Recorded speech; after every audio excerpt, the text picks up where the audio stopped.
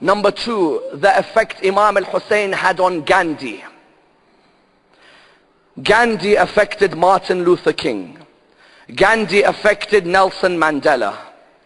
Gandhi affected Barack Obama. Gandhi affected John Lennon in his music. Gandhi affects the United Nations General Assembly that on October the 2nd, they have an international non-violence day in honor of Gandhi. When you talk of religious and ethnic amity, you talk of Gandhi.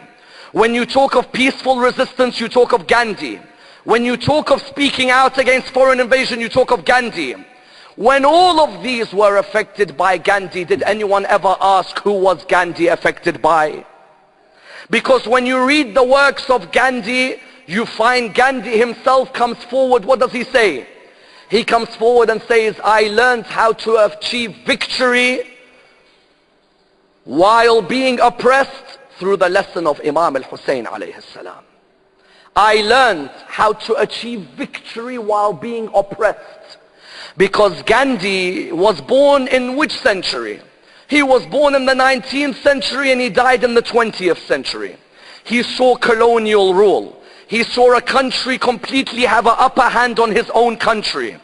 Yet he learned from one man that even though you may look oppressed, you can still achieve victory that people will remember you forever.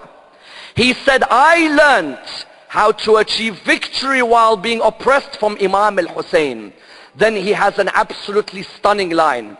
He says, in my faith, the progress of Islam does not depend on the sword of the believer, but rather depended on the stance of Imam Hussain at Karbala. Notice his line. The progress of Islam does not depend on the sword of a believer, but on the stance of Imam Hussain alayhi salam. What does he mean? He means that the words of Imam Hussain were sharper than the swords of any believer in the world today. That the words of Imam Hussain ring in the minds and in the hearts of many until today. When Gandhi said this, what was he meaning? He was meaning that the stand of Imam Hussain changed nations, and his companions did the same. You know, Gandhi went on a number of salt marches.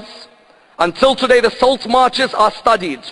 When Gandhi went on the salt march, the first one, he took 72 companions with him.